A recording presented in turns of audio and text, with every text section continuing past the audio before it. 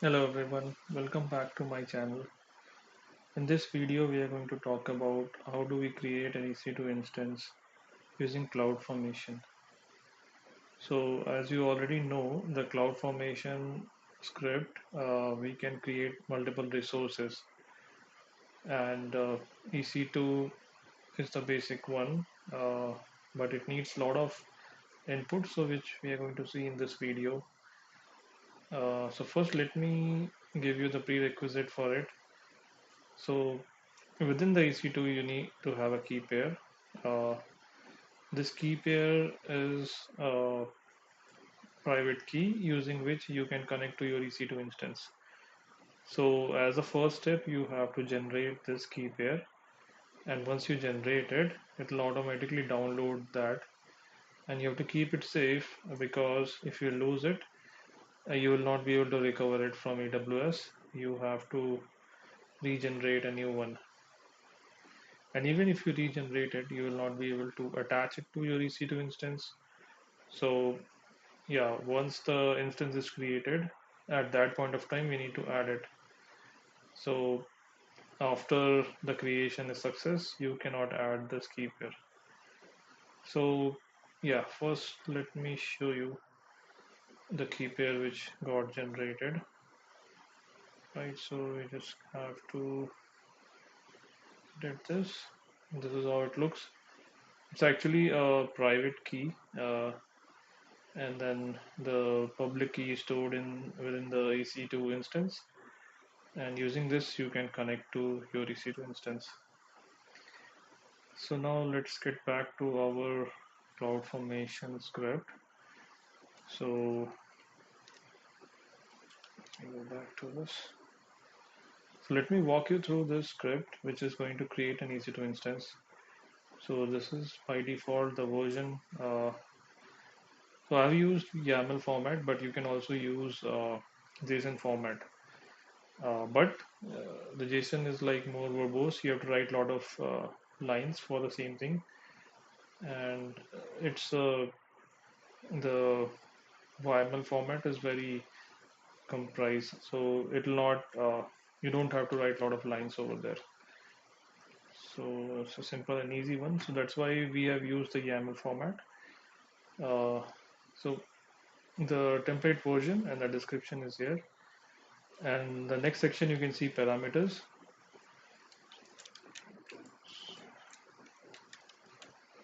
Okay. Now my cursor is highlighted. I'm wherever I'm going. So here you can see we have the parameters, and you can have user inputs while you run this CloudFormation script, and the resources are getting created. So we are creating two resources. One is the EC2 instance, the other is the security group. So all the EC2 instances, they have to have a security group. So we can use a default security group, which will be there within your default VPC. As soon as you create an AWS account, there is a VPC already created that has the subnet as well as a security group. So you can either use that or you can create a new one using this template. So right now we have discussed two things which are mandatory for the EC2 instance. Actually, the key pair is not mandatory, but if you don't create it, you will not be able to connect your instance via SSH. So that is why we are creating it. But the security group is a mandatory thing. All instances should have it. So we are also creating that. You can see the details of the security group here. Uh, so just understand the format. First, the name of the resource which you are creating, and then the type. So with CloudFormation, you can create almost all types of resources. So this is the type for EC2, AWS EC2 instance. So this is how you specify this is an EC2 instance, and same way for the security group, AWS EC2 security group, and you need to specify some properties. Like the first one is the key pair. Uh, so what is the value? What is the name of the key pair? So we have already created a key pair, and we are. How do we refer it? Is we want the user to enter those values. What is the actual value? So that data I'm giving in the parameters. So in I have three parameters here: key pair name, instance type, and instance AMI. I don't want to hard code the instance type, so I have made it a user defined value and the AMI as well. But I'm specifying the default value. Let's say the user does not know what are the values we need to put, so I'm just giving my default values. But if these default values are not correct, your template might fail while creating it. So enough discussion on that. We'll revisit this. Let's try to run this, and I've already tried and I was getting some error, and I've made some corrections. So let me upload my script again. I'm just saving it with a new name.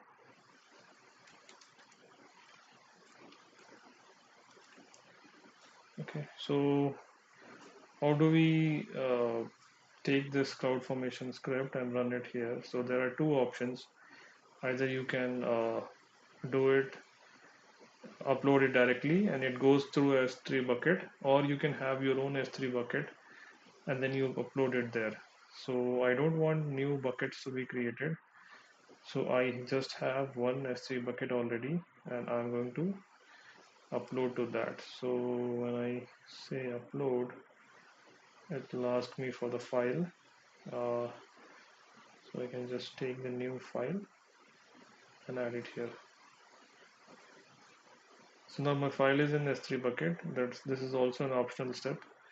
If you want a new bucket to be created, you can just do it with that. So here is a option. It is asking you for the template. So wherever you have saved it, either you can put it in S3 bucket or you upload it. And there's also an option to sync it from Git. I have not tried that. So either you can upload the file directly here, or you can just specify the name of the file which you have already uploaded. So when you go to the bucket, you see the file, you click on the file, you will get an object URL. So just copy this and you go to the CloudFormation section where it is saying you have to give the URL of the script. So this is my script, and when I go next, it will ask me for the stack name. So I just give that. Now let's come back to this section. The parameters, you can see we have specified three parameters here. So within this parameter section, key pair name, instance type, and instance MI. So all those default values are populated here. And you can see the second one is a drop down. So how do you create a drop down? We just specify the allowed values. So micro, small, and medium. So these are the allowed values, and the default value is micro. So you can see the micro is selected, and these are the allowed values which is coming in the drop down. If you want to, otherwise it will be a free text. If you don't specify these allowed values, it is going to be a free text, and if there is no default value, it is going to be a blank text field. So these are the default values which get populated, but you can change it as well. I'm not changing it. So let's go to the next option. So these are some configuration. We can leave it as is. And let's focus on our script, which is going to be executed. So when I click submit,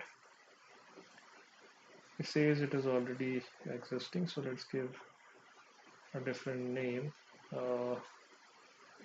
So I just say create stack. So just give a different name.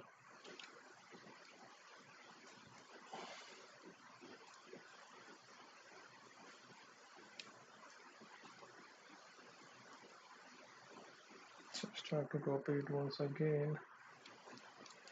Okay, so where is the name of this? I've copied the proper one. Let's go back.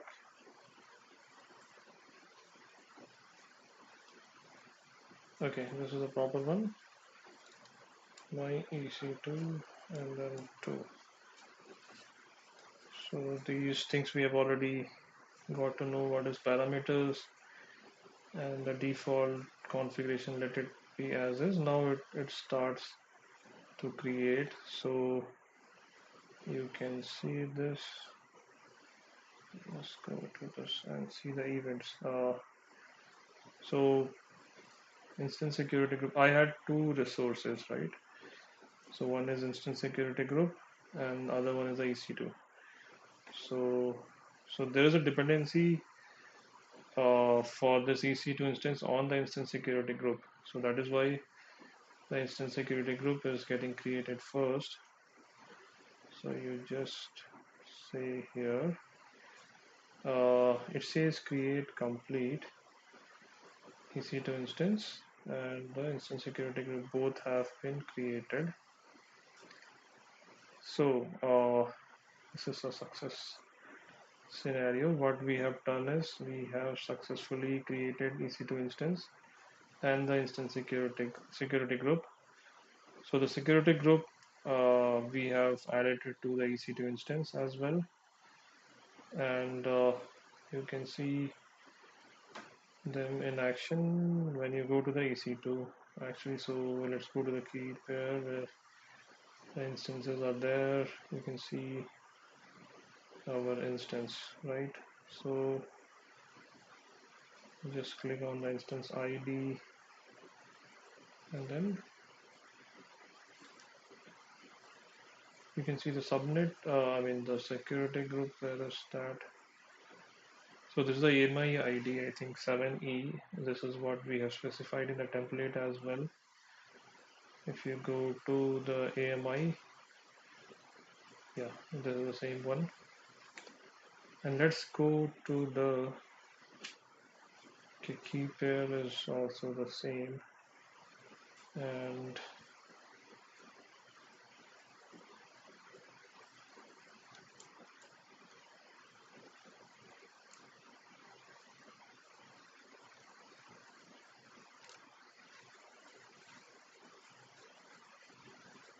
security section, you can see the security group is this one. So this is from the uh, stack EC2 to an instance security group. So this is what it is, and if you see, this is what we have, the ingress and egress of this. So when you go to the security group, you can verify the rules. So we have specified it like all the traffic, we are just allowing it for port 22. So port 22 is the SSH port. So we are going to SSH to this instance. So I'm just allowing all the MC inbound and outbound rules. You can see the destination is there, inbound is also there. Okay, so this is what it is, and let's try to connect to it.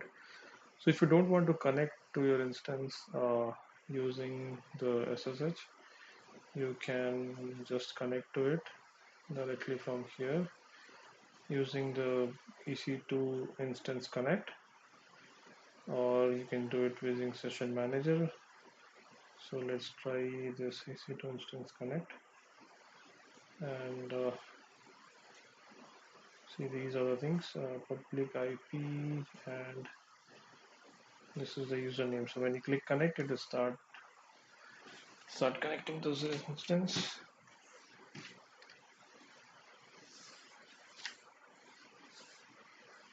Okay, this is when you try this when you don't have the key pair. You can connect to it like this. Okay, or if you have the key pair, so let me check this. EC2 user,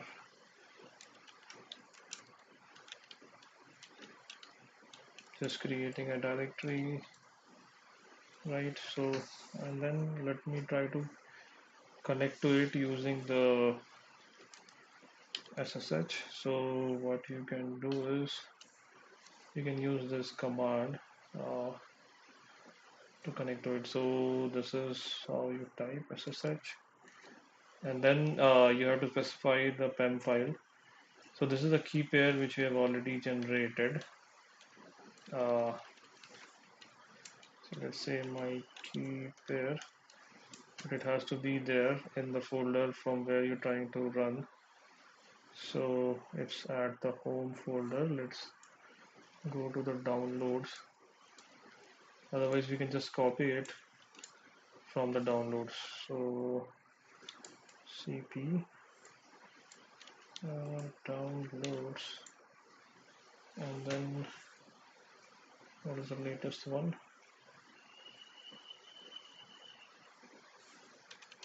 Just rename this to latest. So my key pair latest. I'm just going to copy it to my folder. Just say key pair dot pem file. Okay, so now this is done. So I'll say ssh-i and then say key pair dot pem. Username is going to be EC2 user, and you have to give the instance ID like this. So how do we get that? Let's try to figure it out from the instance details. Okay, C2 hyphen, yeah, this is the one. I think we can use this.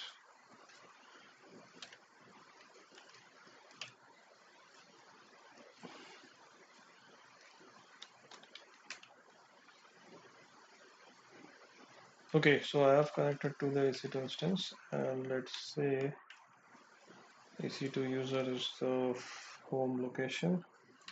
This is ls, so I can see the directory which I have created from here, right, using the instance connect.